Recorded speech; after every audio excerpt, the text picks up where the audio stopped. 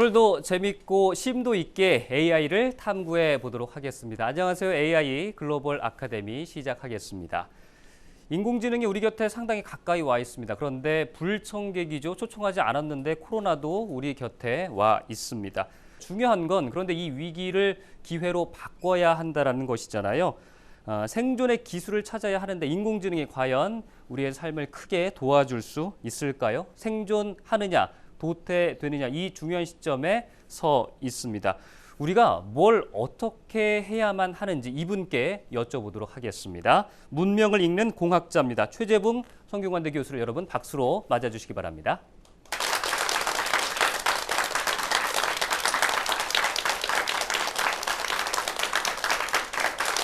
교수님 항상 인류의 문명은 어려움 속에서도 많이 그럼에도 불구하고 발전해 왔습니다. 네, 이번에도 그렇다고 보고 계십니까? 아유, 당연하죠. 이 인류가 걸어온 모든 길이 항상 그 고난을 뚫고 또 새로운 발전을 모색하고 늘 또 생존해 왔기 때문에 이번에 어려운 일이 겹치고 있긴 하지만 또 슬기롭게, 특히 우리나라 슬기롭게 잘 극복할 거라고 저는 굳게 믿고 있습니다. 예, 네. 오늘 여기 이제 주제 같은 거 보니까 포노 사피엔스, 뭐 팬데믹 쇼크, 신인류 네. 좀 이제 생소한 말들도 있고 저는 참 어렵게 느껴집니다. 오늘 강의는 어떻게 진행을 하시겠습니까? 오늘 제가 준비한 뭐 4차 산업혁명 그리고 코로나로 인한 팬데믹 쇼크 이거 전부 우리 집에서 벌어지는 일들로 정리를 해왔습니다. 그래서 포노사피엔스도 집집마다 다 한 사람씩 있는 그런 아이들 얘기고요. 또 우리 반찬 가게에 어떻게 코로나가 왔는지, 치킨집은 또 앞으로 그래서 어떻게 해야 되는지 이렇게 생활 속에 찾아든 4차 산업혁명, AI, 코로나 극복 방법 이런 얘기를 여러분하고 나누려고 합니다. 네, 그렇다면 진정한 우리 삶 속에 있는 AI와 관련된 이야기들 지금부터 여러분 큰 박수로 최재붕 교수의 강의를 청해 듣겠습니다.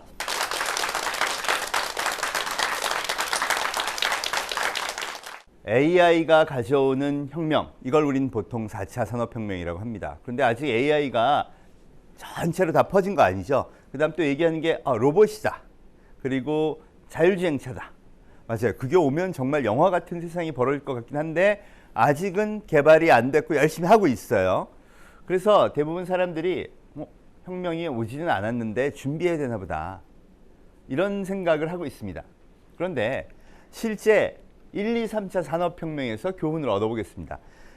저 때마다 뭐 기계 문명이 발달했다, 전기 문명이 발달했다, 정보화 산업이 발달했다, 기술이 인류의 삶을 바꾼 건 맞는데요. 확실한 건 뭐냐? 저 때 인류의 삶이 정말 거대하게 혁명적으로 바뀌었다는 겁니다. 그래서 4차 산업혁명, 우리가 아직은 왔는지 안 왔는지 모르겠는데 인류의 삶에 거대한 변화가 왔는가? 그걸 제가 정리해봤어요. 그랬더니 누구나 다, 전 세계 사람 누구나 다의 일상의 변화가 왔더라고요. 오늘 그 이야기로 제가 4차 산업혁명을 풀어보려고 합니다. 산업혁명은 문명교체다. 정말 문명이 바뀌는 것만큼 엄청난 변화가 왔는지 같이 한번 보시겠습니다.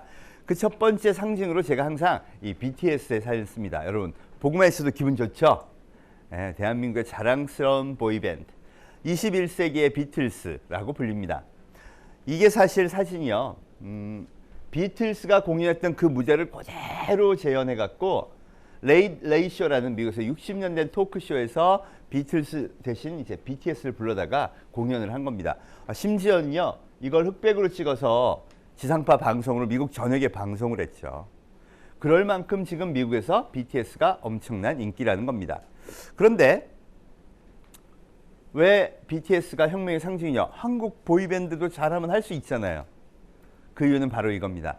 BTS가 기존의 음악 시장, 기존의 미디어 시장과 달리 전혀 다른 방식으로 성장했다는 거죠. 원래 그 자본이 많은 기획사가 이 가수들을 뽑아갖고 성장시키죠.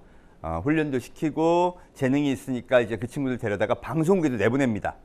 그럼 방송국에서 인기를 막 얻으면 히트곡이 나오고 그러면 돈을 많이 벌죠. 그럼 일본에도 가고 중국에도 가고 동남아에서도 가고 거기서 또 인기를 얻으면 야, 본토인 미국으로 가보자. 원래 이게 정상이죠. 그리고 그때마다 그 각 국의 방송국하고 그리고 음반을 파는 기획사가 굉장한 역할들을 해왔어요. 그런데 BTS는 그게 아닙니다. 소속사가 빅히트 엔터테인먼트라고 벤처기업이에요. 돈도 없고 방송국 네트워크도 없었어요. 그래서 방송국에 나갔는데 아무도 안 봐.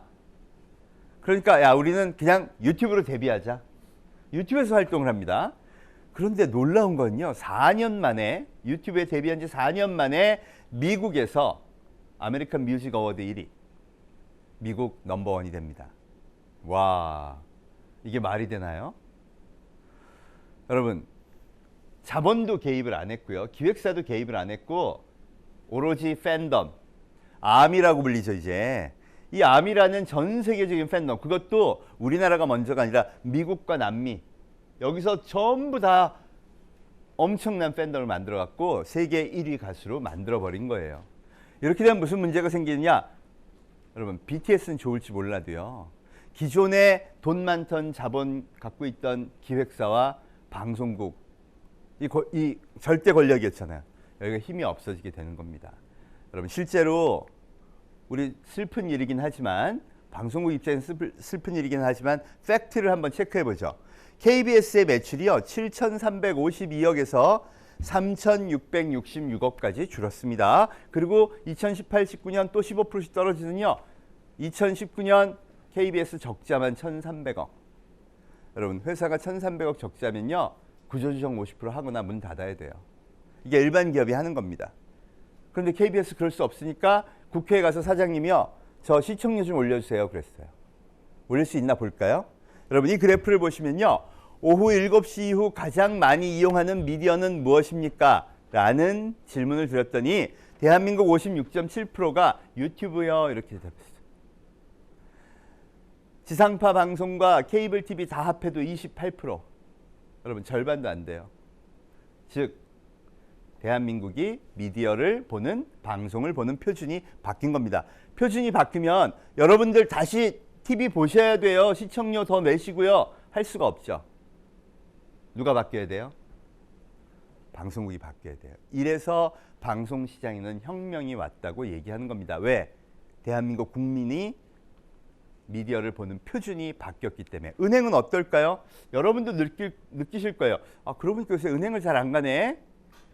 2018년에 이미 텔레뱅킹, 인터넷뱅킹, 자동화기기 합하니까 무인 서비스로 90.5%, 창구 처리하는 건 9.5%예요. 이렇게 되면 지점 80% 없애도 되죠. 실제로 시티은행 없앴고요. 카카오뱅크 보세요. 은행이라고는 아무 지점도 없고 앱이 딱 하나예요. 그죠? 그런데 고객이 1,100만, 사업 개시 2년 만에 흑자로 전환했습니다. 그것도 올해 1분기인 코로나 때문에요. 가입자가 폭발적으로 또 늘었어요. 왜? 저도 은행 가기 무섭잖아요. 그죠? 여러분, 이러니까 혁명이 일어났다고 볼 수밖에 없다는 겁니다. 유통은 어떤가요? 물건 사는 거 요새 여러분 미국에서 100년 된 백화점들이 다 줄줄이, 그러니 유럽도 영국도 전부 다 100년 된 백화점들이 전부 파산해 버렸습니다. 뭐 니만 마르크스, JC페니 100년 이상씩 정말 성장을 자랑하던 이 백화점들이 다 망했어요. 이유는 이번에 코로나 때문에. 아니, 사실 그 이전에도요 전부 자꾸 온라인으로 사니까 매출이 자꾸 주는 거예요. 그거 어렵게 견디고 있었는데 코로나가 결정타를 날려버렸죠. 여러분, 인류가 100년 동안 비슷하게 물건을 사오고 있다가 이번에 확 바꿨다는 겁니다. 아마존은 어떻게 됐나요? 이 모든 기업들을 무너뜨린 아마존, 이번에만 직원 10만 명 새로 뽑았습니다. 폭주하는 주문을 견딜 수가 없대요. 우리나라도요 이 쓱닷컴이라는 회사 1분기에만 매출이 42% 늘었어요. 쿠팡도 마찬가지입니다. 이렇게 되면요 완전히 소비의 표준이 달라지는 겁니다. 그럼 일자리 달라지지 않을까요? 오늘 제가 여러분하고 나누고 싶은 이야기가 이거예요. 우리의 일상을 보세요. 매일이 달라졌어요. 우리는 더 이상 신문을 보고 TV를 보고 하는 게 아니라 유튜브 보고요. 여기서 정보를 얻고요. 은행 가는 것도 이걸로 대신하고요. 물건도 이걸로 사요. 이렇게 일상의 변화가 왔는데 어떻게 나의 일자리에, 우리 회사의 변화가 없겠느냐고요. 없기를 바라겠지만 이미 혁명은 우리 깊숙이 들어와 버렸다는 겁니다. 그리고 그걸 코로나가 더 강력하게 밀어붙이고 있습니다. 심지어 우리한테는 선택의 기회가 있었어요. 난 그래도 가게 갈래? 난 그래도 백화점 좋아. 막 이랬는데 이번에는요. 야, 이걸 안 배우면 우리는 죽을 수도 있겠구나, 감염돼서. 이래서 심지어는 다 배우게 되고 있다는 겁니다. 결국 이 인류의 문명의 표준이 바뀌고 있다는 겁니다. 그럼 어떻게 해야 될까요? 근본적인 변화가 필요해요. 생각의 아주 저 밑바닥에 근본적인 변화가 필요하다는 겁니다. 그래서 원인부터 정리해 봤습니다. 여러분, 이 디지털 문명의 전환은요, 원인이 너무 명백합니다. 바로 이 스마트폰 때문이죠. 2007년 아이폰이 탄생하고요. 이 스티브 잡스가 사실은 문명을 바꾸는 엄청난 발명품을 만든 겁니다. 그리고 나서 13년이 흘렸어요. 13년 만에 지구 인구 50억이 쓰고요. 대한민국은 인구의 95%가 이 스마트폰을 씁니다. 이게 세계 1등이에요. 뭐 거의 선진국은 비슷하니까 1등이랄 게 뭐 특별한 자랑은 아니지만 여러분, 인구의 95%면요. 이거 들 힘이 있는 사람은 다 이거 쓴다는 거예요. 그죠? 기운이 있으면 이거 들고 쓰는 거예요. 그죠? 맞아요. 그 얘기는요. 이걸 들고 잘 쓰는 사람이 우리 사회의 표준이 되었다는 뜻입니다. 은행도 볼까요? 대한민국 국민 65% 이상이 스마트폰 뱅킹을 하더라고요. 한국은행이 2018년 조사한 결과입니다. 와, 20, 30, 40대는 뭐 당연히 그들은 다 80% 이상씩 하고요. 50대도 절반이 해요. 50.5%. 60대 18%, 70대가 한 7% 하시더라고요. 그러니까 대한민국에 앞으로 은행, 그러면 은행에 통장 만들고 계좌 개설하고 이제 은행이라는 걸 배워야 됩니다. 아이들한테 어떻게 가르쳐야 돼요? 신분증과 도장을 들고 은행에 가서 계좌를 만듭니다가 아니라 스마트폰을 열고 앱을 다운받고 계좌를 개설해 봅니다.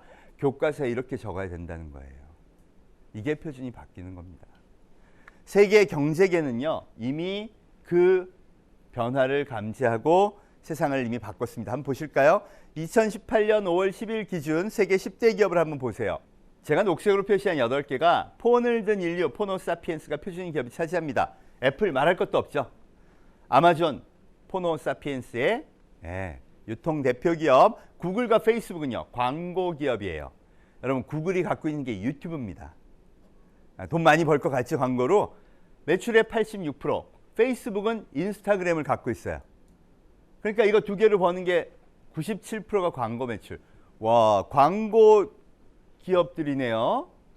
그런데 우리나라에서 아이들이 저는 커서 광고 기획하고 싶어요. 그럼 무슨 과 가라 그러죠? 선생님들이?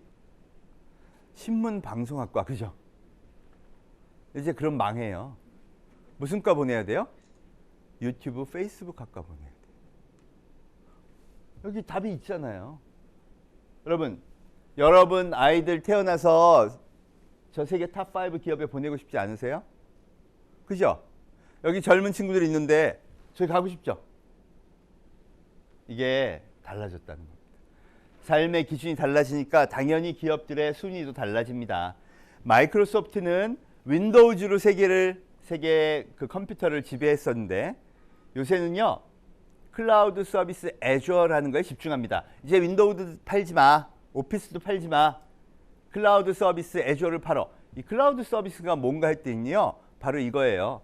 회사에서 서버라는 데 접속해서 자기 일 보는 거예요. 와, 이번에 코로나로 재택근무하는 경우면 이거 쓰는 사람들 아무 문제 없었죠. 그런데 내 거 그냥 나는 내 거로만 쓸 거야, 나 회사 꼭 가야 돼, 이러면요, 앞으로도 위험하겠죠. 여러분, 저게 포노사피엔스 문명의 비즈니스 플랫폼을 정의한 기업이라는 겁니다. 마이크로소프트가. 그러니까 저 5개 기업을 딱 봤더니 인류의 일상을 바꾸고 소위 포노사피엔스라는 신인류의 새로운 문명 표준을 만든 기업이네요. 거기다가 2개가 더 있네요. 알리바바와 텐센트, 중국 기업입니다. 아시아 최강이 알리바바, 텐센트네요. 여러분, 중국은 우리 제조국가라고 배웠죠? 아니에요. 중국의 1, 2위는 알리바바, 텐센트. 뭐 하는 데냐? 알리바바는 중국 온라인 쇼핑몰의 80%를 갖고 있어요. 200개 계열사를 갖고 있습니다. 안 하는 게 없어요. 방송도 하죠. 뭐 은행도 하죠. 보험회사도 하고요. 단 모든 거래는 전부 디지털 플랫폼에서. 나의 고객은 전부 포노사피엔스. 텐센트는요. 더 황당한 기업이에요. 우리나라 카카오톡. 그거 똑같은 걸 베껴다가 처음에 만든 게 위챗이라는 거예요. 그게 하루에 10억 명이 쓰는 메신저. 예. 이걸 가지고 성공을 하더니 게임 산업에 투자해서 엄청 돈 벌고요. 요새는 알리바바가 하는 거 안 하는 게 없습니다. 방송, 유통, 뭐 보험, 은행까지. 알리페이, 위챗페이 저 두 개가 사실 중국을 거의 화폐 없는 나라로 만들고 있죠. 여러분 이 7개 플랫폼이 제가 말하는 포노사피엔스 문명의 창조 기업이에요. 야, 다행히 저 때는 삼성전자가 세계 10위에 갔네요. 여러분 10개 중에 공장 가진 기업 한번 보세요. 딸랑 저거 하나죠. 우리나라 제조업 1등 했어요. 근데 저 메시지가 뭐냐? 삼성전자가 제일 많이 만들어 파는 게 메모리죠. 여러분 저기 있는 플랫폼 기업들이 막 소비자가 늘어요. 그럼 막 유튜브에 동영상 많이 올리고 그럴수록 메모리는 더 많이 필요하겠죠. 그래서 메모리가 포노사피엔스 산업의 쌀과 같다고 얘기하는 겁니다. 그 다음 스마트폰 세계 제일 많이 팔고요. 스마트폰에 들어간 디스플레이 애플도 삼성 거 갖다 쓰죠. 제조업에도 메시지가 뭐냐면요. 앞으로 뭘 하든 포노사피엔스가 좋아할 걸 만들어. 이번에 자동차 회사 중에 되게 큰 회사가 누구죠? 테슬라 들어보셨죠? 여러분 테슬라는요. 자동차가 무슨 소프트웨어를 다운로드해서 업그레이드해서 써요. 이게 막 패널이 이만한 게 있어요. 무슨 게임기도 있고 자동차에. 완전히 포노사피엔스들이 좋아하는 자동차를 정의하고 세계 최고의 자동차 회사로 지금 부상하고 있다는 겁니다. 메시지는 명백합니다. 이미 2018년부터 저 7개 플랫폼 기업에 무려 5,080조, 대한민국 모든 기업 시가총액의 거의 3배의 돈이 모였는데 2019년이 되니까 와 5,080조가 6,134조가 돼요. 대망의 2020년이 되니까 6,876조가 됩니다. 여러분 이게 혁명을 보여주는 증거들이죠. 이것도 심지어는 코로나가 오기 전입니다. 여러분 코로나가 딱 왔어요. 그럼 이 7개 기업 좋아졌을까요? 나빠졌을까요? 무조건 좋아지겠죠. 왜? 디지털 문명을 기반으로 하고 있고 폰을 든 인류들, 즉 컨택이 없이도 감염의 위험 없이 모든 비즈니스를 할 수 있는 기업들이니까. 볼까요? 정확히 4개월이 지나고 5월 6일이 되니까 7개 기업에 900조가 더 투자됩니다. 7,778조. 여러분 이게 진정한 위기예요. 문명의 축이 어마어마하게 바뀌고 있고 더군다나 코로나로 인해 디지털 문명은 더더욱 확산될 게 명백한데 우리가 그걸 모르고 있다 그러면 우리가 누구를? 여러분 우리가 아니라 우리를 보호하느라 우리 아이들의 미래를 다 잡아먹을 수밖에 없다는 겁니다. 7,778조 이 어마어마한 자금은요 실질적인 힘입니다. 그럼 정말 마음 아픈 게 뭔지 아세요? 1,676조, 1,578조, 1,419조. 대한민국 코스피라고 들어보셨죠? 주식시장. 코스피에 상장된 모든 기업의 가치가 1,400조가 안 돼요. 그 얘기는 아마존, 애플, 마이크로소프트 저 한 개 기업이 우리나라 코스피에 상장된 모든 기업의 성장할 가치보다 훨씬 높다라고 누가? 그 냉정하다는 세계 자본이 평가한 겁니다. 우리가 바꿔야 합니다. 어떻게? 포노사피엔스 문명 표준으로. 이 7,778조가 어떤 힘을 발휘하나 볼까요? 택시, 호텔, 금융방송, 유통을 다 바꿉니다. 택시, 우버 대표적이죠. 여러분 저도 가슴 아프지만 그런데 데이터를 보니까요. 이제 우버를 안 타는 나라가 5나라밖에 없더라고요. 우리나라, 일본, 독일, 이탈리, 스페인. 전 세계 45억은 우버 유사 서비스를 다 타요. 금융도 바뀌었죠. 호텔도 바뀌었죠. 방송, 이번에 넷플릭스, 유튜브 얼마나 잘 되는지 심지어 해상도를 낮춰서 내보내야겠어요. 막 이 정도입니다. 그뿐인가요? 우리 작년 재계를 가장 놀라게 했던 뉴스가 바로 이거예요. 배달의 민족이 게르만 민족한테 팔렸다. 들어보셨죠? 딜리버리 히어로즈라는 독일계 펀드가 배달의 민족을 지분 같이 인수하겠다.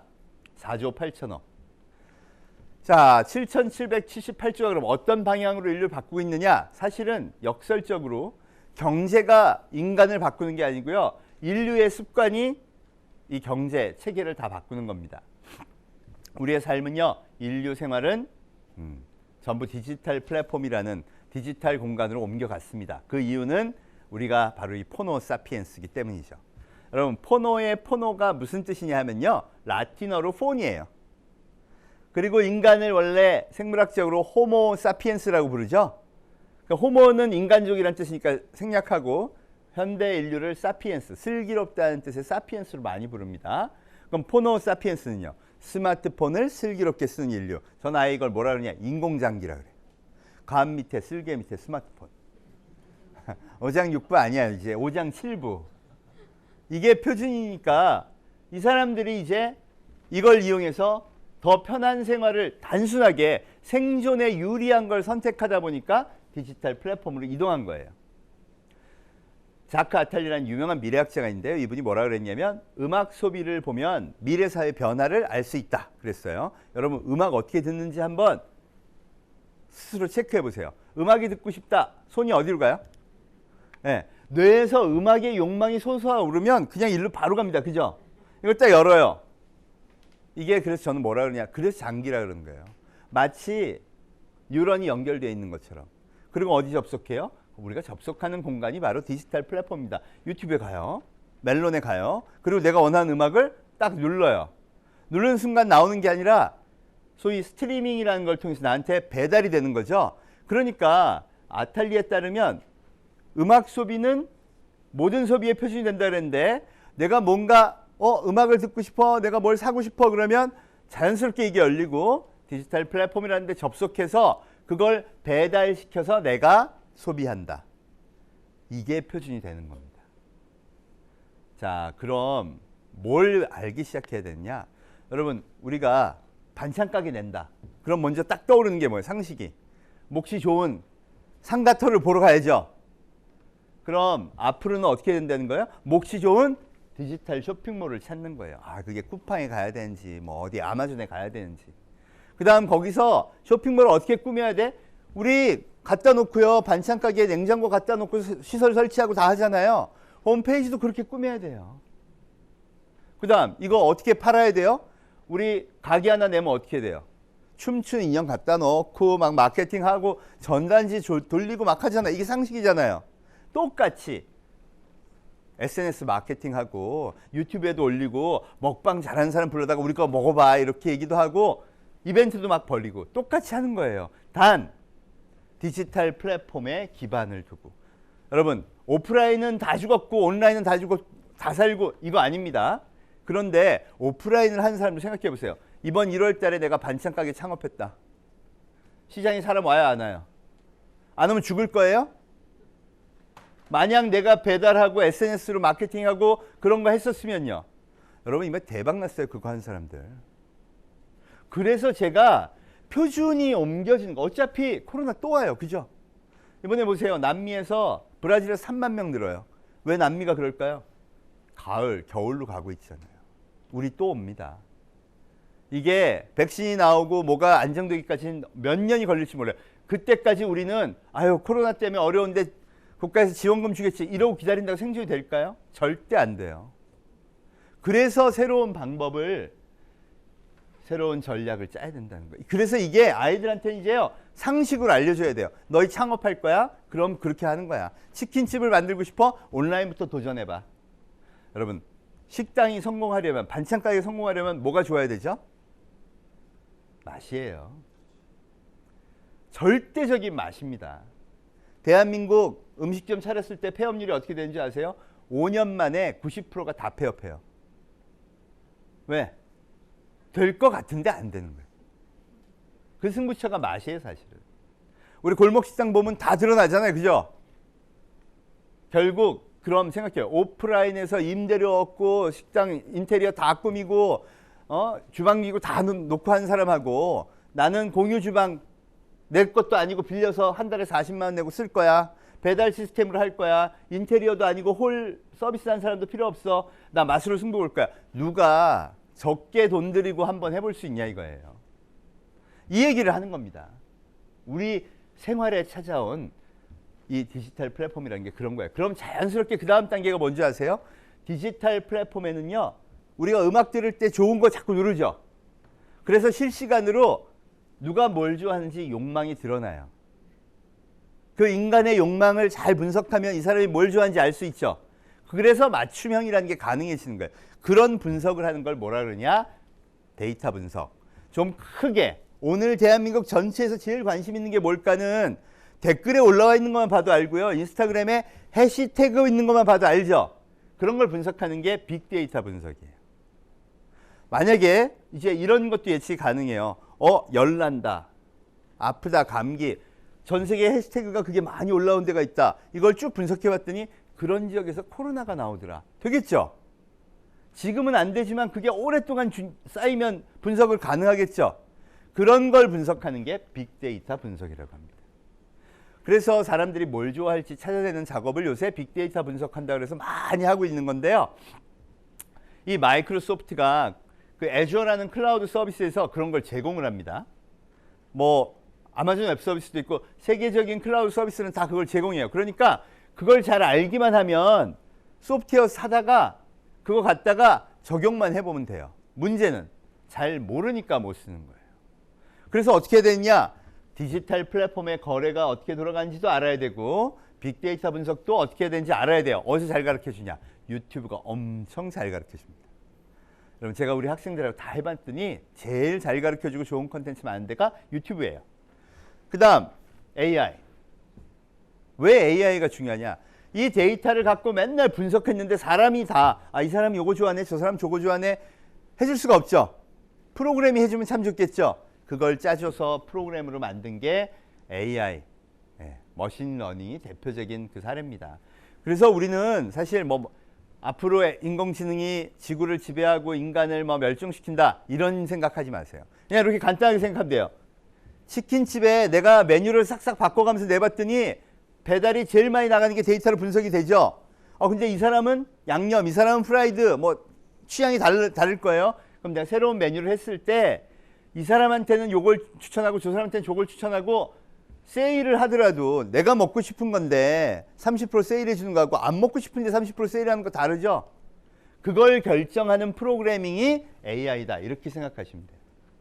지금 그래서 아마존이 뭐니 또 여러분 유튜브 보고 있으면 내가 몇 개만 요거 조금 봤더니 비슷한 거 막 추천하죠. 그게 다 이런 거라고 생각하시면 돼요. 그런 데가 확실히 생존에 유리하겠죠.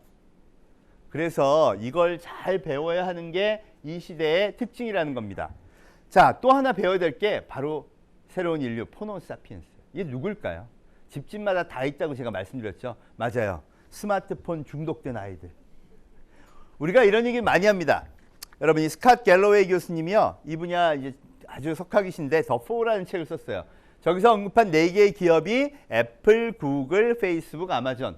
이 첫 글자를 따서 가파라고도 합니다. GAFA. 근데 이 4개의 문명을 잘 쓰는 사람이 호모사피엔스다. 이렇게 보시면 돼요. 여러분 애들이 스마트폰 계속 끼고 있으면 화나시죠? 부모님들은 다 화내요. 왜? 쓸데없는 거 확률이 되게 높으니까. 그런데 이거를 잘 쓰면 어떤 게 좋은 게 있을지도 한번 체크해 볼까요? 자, 구글은요 모든 지식을 공유하는 플랫폼 이렇게 생각하시면 돼요. 유튜브도 그렇고 뭐도 그렇고 그래서 거기 가면 공부할 거 되게 많잖아요. 야, 그러고 보니까 검색 잘하는 사람이 공부도 잘하고 능력도 있고 문제 해결 능력도 뛰어나겠네요. 야, 그런데 왜 우리나라에서는 수능으로 암기력만 테스트하지 검색해서 문제 해결하는 능력은 테스트를 안 할까요? 왜 수업도 없을까요? 여러분 앞으로 아이들 이 검색 없이 과연 살 수 있을까요? 아닌데 말이죠. 근데 왜 그걸로 공부를 안 시킬까? 이거 이상합니다. 페이스북. 여러분 페이스북은 모든 SNS 전체를 상징합니다. 여러분 단톡방. 이것도 과거엔 없던 거죠. 회의하면 20명이 있는 건 알아도 단톡방에 들어와서 20명이 있어요. 자, 여러분 직급도 다르고 나이도 다르고 연령대도 다른 이 20명이 있는데 거기서 재미있게 이야기를 끌어가는 게 쉬울까요? 어려울까요? 굉장히 어려워요. 거기서 진짜 더군다나 일하러 모였어요. 한 방향으로 리더십을 발휘하려면 정말 예민하고 세심하게 배려하지 않으면 어렵습니다. 사람들이 그래요. 요즘 애들은 사람을 만나면 예의 범절도 모르고, 맞아요. 오프라인은 잘 모를 수도 있어요. 경험이 없으니까. 그런데 온라인에서는요. 어른들이 더해요. 그죠? 갑분싸. 들어보셨죠? 뭐 부장님이 들어와서 오늘 점심에 뭐 먹으러 갈까 그러면 갑자기 아무 대답을 안 해. 갑자기 분위기가 싸해져. 왜? 감각이 없어서 그래요. 한 번도 그래본 적이 없으니까. 그런데 이번 코로나에 재택근무하면서는요. 여러분 업무를 그걸로 해야 돼요. 리더십이 누가 뛰어난지 다 드러나요. 누가 잘하겠어요? SNS 잘하는 사람이 잘하지 않겠어요? 온라인에서 이 미묘한 감성을 느끼고 그거에 따라 대응해 줄 수 있는 걸 배운 사람이 유리하지 않을까요? 근데 우리 뭐라 그래요? 어른들은. SNS 좀 하다가 자기 무시당하고 이러니까 아유 그거 인생의 낭비야 하지 마 이러잖아요. 그럼 SNS 마케팅은 누가 해요? 그죠? 앞으로 디지털 플랫폼에서 비즈니스 모델링은 누가 해요? 안 해본 사람이에요? 네, 이 사람들이 하는 겁니다. 포노사피엔스들이. 여러분 명백하게 부작용도 많아요. 인정합니다. 지혜롭게 쓰면 제가 사피엔스라 그랬잖아요. 지혜롭게 쓰면 엄청난 혁신의 힘이 숨어 있어요. 왜? 인간의 기본적인 지적 능력을 혁신적으로 늘려버렸죠. 검색을 통해서. 인간의 관계망도요 완전히 달라졌어요. 전 세계 누구하고도 다 인연을 맺을 수 있습니다. 그리고 심지어는 그 사람들을 끌어들여서 나의 사업에 동참하게도 만들 수 있어요. 이 엄청난 변화를 주도한 이 혁신적 인물들 보십시오. 1세대가 바로 제가 말씀드렸던 5대 플랫폼 애플, 페이스북, 구글, 아마존, 마이크로소프트 이 기업들입니다. 저 창업자들 그리고 나델라라는 빌 게이츠를 잇는 새로운 CEO 우리나라도 있죠. 여러분 저분이 카카오의 김범수 의장입니다. 그 옆에 분이 네이버의 창업자 이혜진 의장. 다음에 이재용. 여러분 이런 분들이 없었으면 우리나라 플랫폼 어떻게 할 뻔했어요?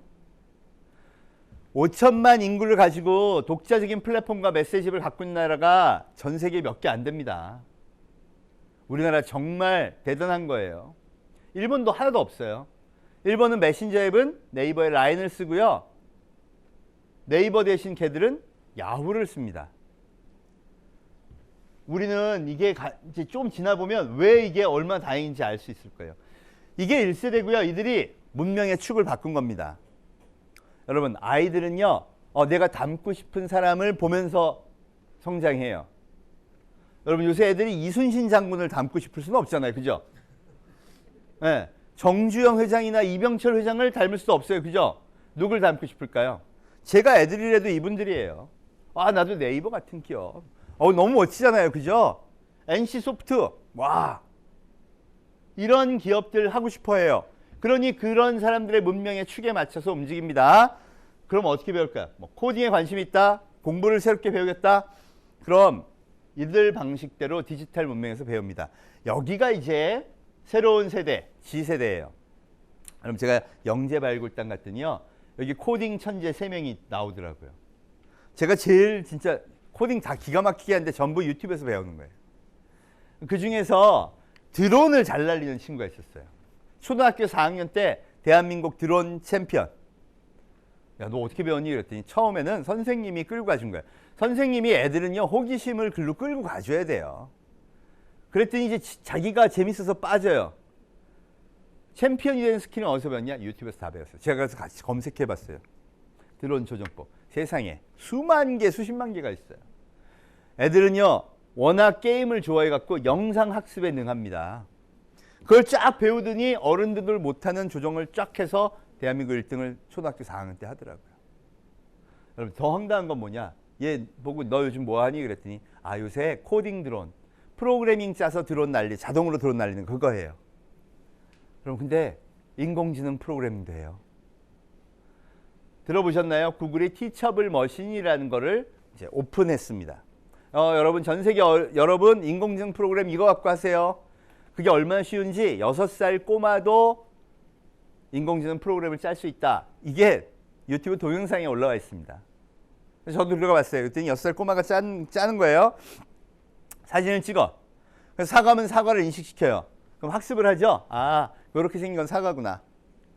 또 토마토를 찍어요. 사실은 비슷한데 토마토도 찍어서 학습시켜요. 그리고 슈퍼에 가면 애가 찍어보면 사과, 얘가 대답을 해요. 성공 확률이 98%. 그럼 그런 프로그래밍을 얘가 하고 있어요. 그럼 앞으로 어떻게 한다는 거예요? 드론에 달아요.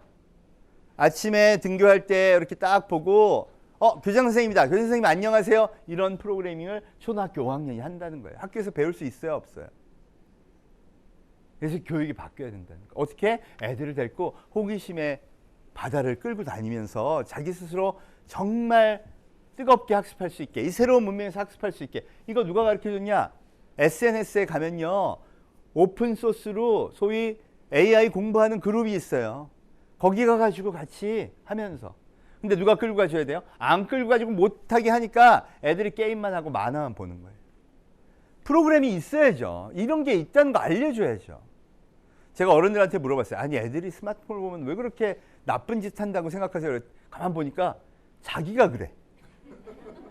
매일 먹방 보고, 프로야구 보고 쓸데있는 것은 하나도 안 해요. 제가 그랬잖아요. 빅데이터도 인공지능도 심지어 책을 요약한 것도 마음의 심리학 공부하는 것도 유튜브에 보면 엄청나게 많아요. 안 해, 그건. 여러분, 전 이해합니다. 왜? 인간이 제일 추구하는 게 유희예요. 여러분, 우리 솔직히 놀고 싶잖아요. 그걸 가라앉히고 내가 진짜 아이가 잘 되게 하려면 나는 이상한 거 보면서 애들 보고 이상한 거 보지 말라 그러는 게 아니라 같이 새로운 학습 방법을 같이 탐구해야 됩니다. 여러분, 이런 아이들이 자라나서요, 새로운 질서를 만드는 겁니다. 제가 어린 아이들한테 무슨 교육을 해야 됩니까? 그러면 전부 하는 얘기가 인간에 대한 공부를 많이 시켜야 된다는 거예요. 제가 제일 두려운 게 뭔지 아세요? 폰을 보는 건 좋아요. 근데 생각을 안 하면요, 진짜 브레인워시 됩니다. 폰을 통해 정보를 보더라도 항상 생각을 하게 돼요. 뭐에 대한 생각? 인간에 대한 깊이 있는 생각을 해야 됩니다. 그래서 책도 많이 읽게 해야 되고요. 호모사피엔스들이 부족한 부분, 생각하는 능력을 어른들이 아이들과 함께 키워줘야 됩니다. 인문, 철학, 예술, 역사, 문화, 심리, 사회, 과학. 그런데 그걸 너무 과거 방식으로 집착하지 말고요. 요즘 우리 교수님들이요, 강의를 해보니까 재밌는 게 많이 등장했어요. 무슨 얘기냐? 온라인으로 강의했더니 애들이 댓글도 궁금한 것도 많이 달아요. 야, 그게 선생님 저 이런 거 있는데 이런 건 어떻게? 그거 이 링크 가만히 있어봐. 내가 아주 쉽게 링크를 가르쳐주고 애들 공부하게 하네. 새로운 길이 막 열리는 거죠. 그러면서 이제 무슨 생각이 드냐면, 이 시대의 철학은 뭐고 교육은 뭐가 돼야 될까? 이런 고민들이 시작되는 겁니다. 여러분, 기본은요, 인간에 대한 깊은 관심입니다. 그것도 처음에는 어디? 가족에 대한 관심. 그리고 가족이 넓혀지면 내 친구, 사회, 이런 관심이 큰 사람이 결국 성공을 한다. 이게 가장 깊은 베이스가 된다. 어찌 보면 우리 사회에 정말 밝은 미래가 진짜 이게 된다면 보이는 거 아닐까요? 저는 그렇게 생각합니다. 내 마음의 표준을 바꾸면 얻을 수 있는 것. 제가 삼성전자라는 대한민국 최고 기업하고 세계 최고라는 아마존, 애플을 비교해 봤습니다. 여러분, 재무제표라는 매출이나 영업이익은요, 뭐 삼성이 하나도 안 밀려요. 그죠? 숫자 보세요. 그런데 기업 가치, 미래에 얼만큼 성장하겠다 하는 거, 알래? 320조 대 1500조. 여러분, 애플이 기술이 좋아요? 삼성이 기술이 좋아요? 삼성. 왜? 애플은 공장도 없어요. 그리고 이거 보세요. 막 접어. 우리는요, 세계 아무도 못하는 걸 접어요. 여러분, 반도체 나노 기술도요, 그거 진짜 어려운 겁니다. 근데 그거를 튜닝해내는 기술 보세요. 우리 진짜 잘해요. 그런데 우리는 분명히 세계 최강의 기술을 가지면 세계 최고의 기업이 된다 그랬는데, 이게 뭐예요, 이게? 비교해봤어요. 뭐가 있고 뭐가 없냐. 애플이 팬덤이 있어요. 전 세계 2억 5천만 명은 죽었다 깨나고 때려도 애플을 사요. 그죠? 여러분, 무슨 그 귀에 이렇게 이쑤시개 박은 것 같은 그 이어폰을요, 27조 원어치나 팔았어요. 그게 얼마나 비싼데, 그죠? 이게 팬덤이에요. 난 죽어도 애플.